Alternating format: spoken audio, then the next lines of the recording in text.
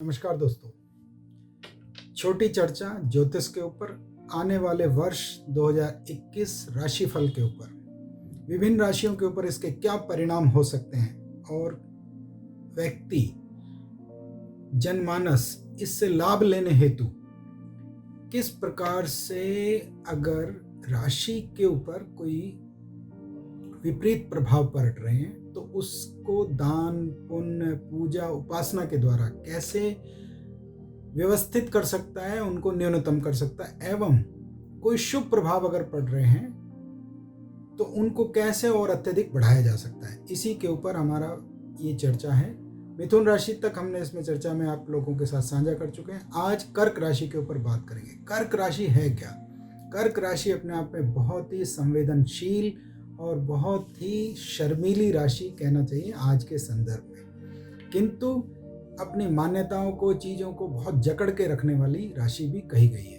अपनी कुल परंपराओं को, पारिवारिक परंपराओं को बहुत मानने वाली है। ज्योतिष शास्त्र के अनुसार कर्क राशि के लिए एक विशेष प्रकार का योगदान आता है। इसकी जो घरों की संख्या है, अर्थात इसके निवास कई होते हैं, तो ये अपने आप में अच्छा ही है कि एक व्यक्ति के पास एक से अधिक संपत्तियां हों, निवास हों, ये अपने आप में अच्छा है। या कई बार ये भी देखने को मिला है, अगर कर्क राशि वाले के पास निवास भले ही थोड़े सीमित हों तो उसके घर में परिवर्तन या घर का परिवर्तन अक्सर देखने को मिला है। साथ ही इसमें एक थोड़ी सी नकारात्मकता भी आती है। वो क्या है कि इनको कई बार अपने, क्योंकि मनोभावों की राशि है और मनोभावों के कारण से अपने साझीदार, व्यापारिक साझीदार, कभी कभी जीवन साथी से भी असमंजस होने लग जाते हैं। इसीलिए थोड़ा विशेष ध्यान रखना चाहिए।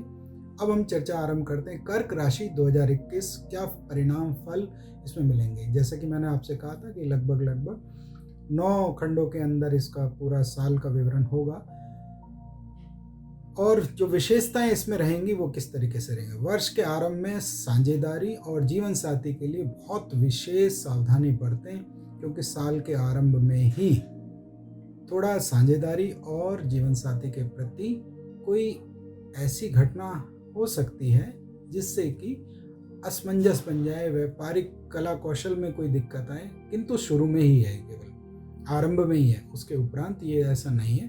फिर भी अगर ये भी ना रहे, किसी भी प्रकार से त्रुटियां पैदा ना हो, कोई किसी भी प्रकार से हानि ना हो, तो केले का दान, चने का दान इसमें करना चाहिए। उसके तदुपरांत पिता के माध्यम से, विधि के माध्यम से, अर्थात विधि अर्थात कानून, धर्म। देखिए यहाँ पे धर्म को कैसे समझना चाहिए, मुझे क्या करना चाहिए, क्या नहीं करना चाहिए, ये धर्म है। इसके माध्यम से, विदेश के माध्यम से, परदेश के माध्यम से लाभ दिखाई देता है। केवल आरंभ में कुछ समय के लिए व्यवस्थाएं ठीक नहीं हैं, किंतु उसके तुरंत उपरांत बहुत ही अच्छा है। इसमें विदेश के माध्यम से, पिता के माध्यम से, धर्म के माध्यम से, कानून के माध्यम से लाभ दिखाई देता है। और इसको कैसे बढ़ाया जा सकता है? लोह वस्तुएं, ऐसी वस्तुएं जिनके अंदर लोह ज़्यादा होता है, केले हैं, चने हैं, निर्धन लोगों को दान देंगे, बहुत ही अत्यधिक लाभ प्राप्त होगा। तीसरे खंड में जाके आंखों में विकार पैदा होने की समस्याएं आती हैं, लेकिन साथ ही ये भी बताता है कि विपरीत परिस्थितियों का दोहन करके, अर्थात कई बार ऐसा होता है कि हमें कोई वस्तु प्रिय ना लग रही हो, किंतु उसी से हमारा लाभ भी मिल रहा होता है। यहाँ पे विपरीत परिस्थितियों का दोहन करके लाभ भी मिलता है।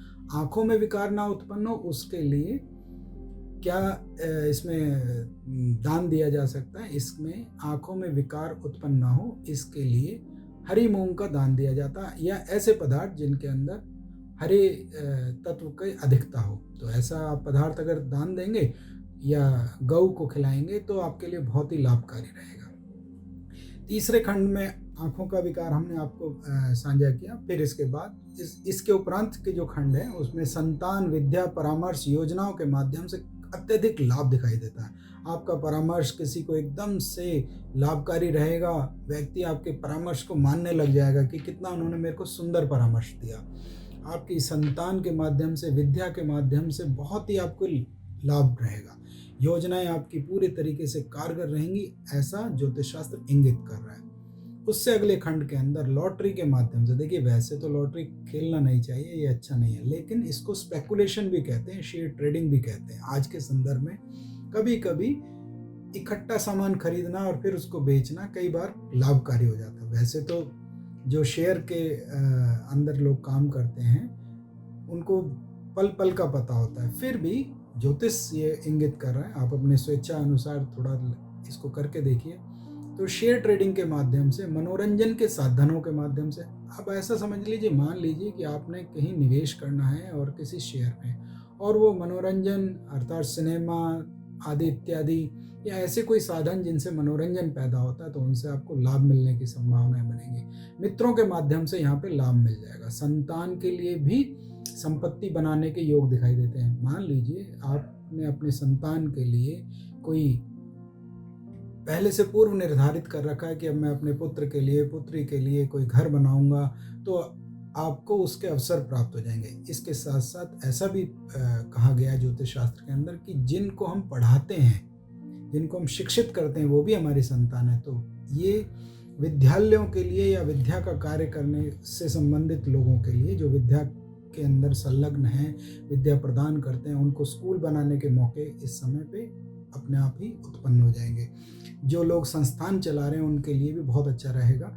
ये इसका अगला खंड बता रहा है। इसके बाद विधि के माध्यम से, औषधियों के माध्यम से, और जैसा पीछे भी बोला था कि झगड़ों के माध्यम से भी कई बार लाभ प्राप्त होता दिखाई दे जाता है। इसमें क्या करना चाहिए, इसके लिए विशेषता क्या है, या इसको किस प्रकार से और हम आगे लाभ ले सकते हैं इसका।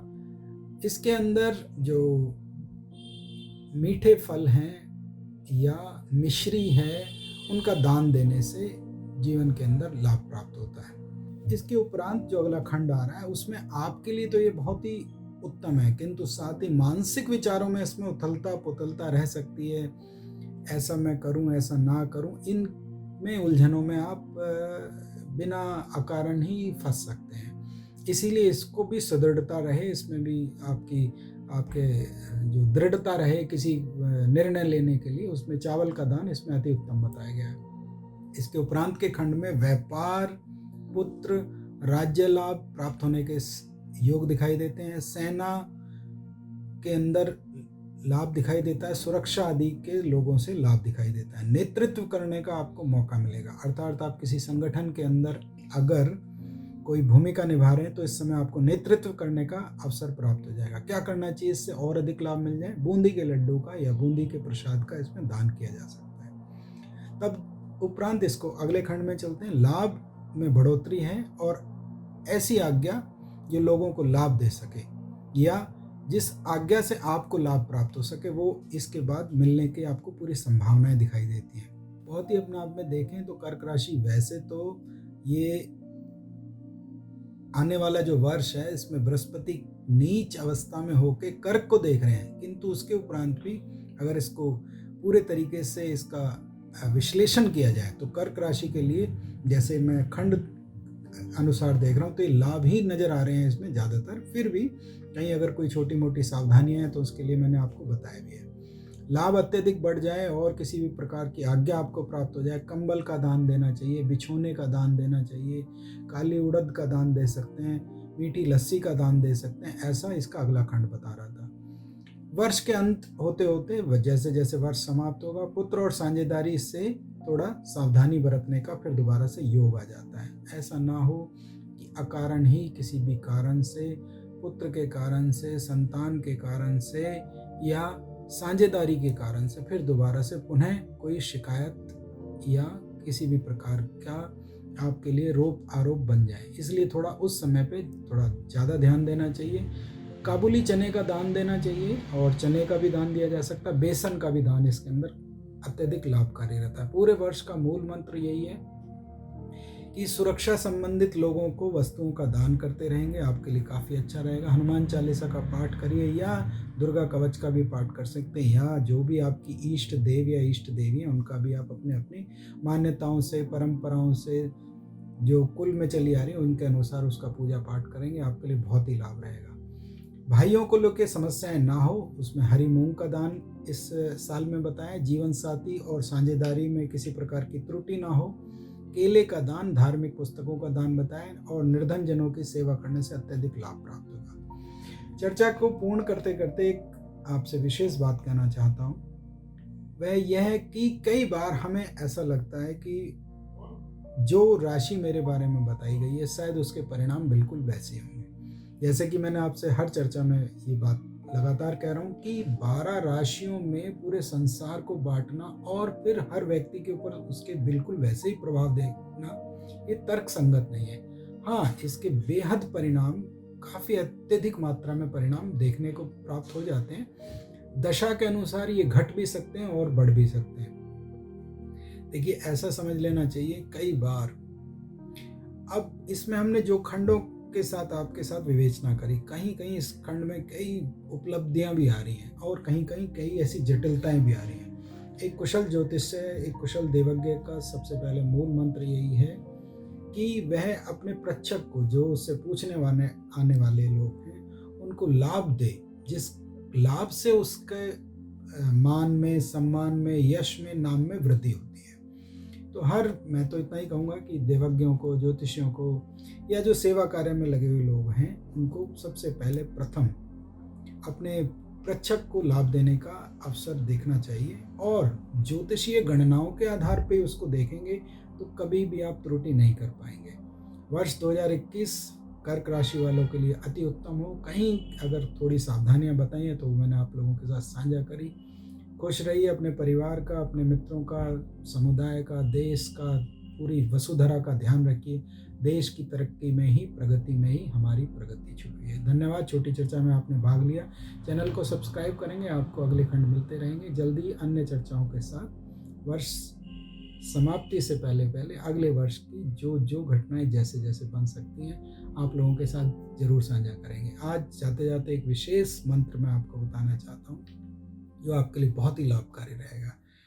कई बार व्यक्ति ये चाहता है कि जो मैंने वस्तु अपने पास रखी है और मैं किसी अपने प्रियजन के पास उसको रख दूं और वो भी उसको उसी प्रकार से, भली प्रकार से संभाल के रखे, तो वो कौन सा दिन या कौन सा समय होना चाहिए। स्वाति नक्षत्र ऐसा नक्षत्र बताया ज्योतिष शास्त्र के अंदर। आप अपने कोई वस्तु अगर किसी के पास देते हैं तो उसको पूरी तरीके से संभाल के आपके लिए उसको रखेगा। कई बार ये भी होता है वो वस्तु उसको ज़्यादा प्रिय हो जाती है किंतु फिर भी उसकी संभाल तो वो रखता है। धन्यवाद, छोटी चर्चा में भाग लिया। प्रणाम, खुश रहिए।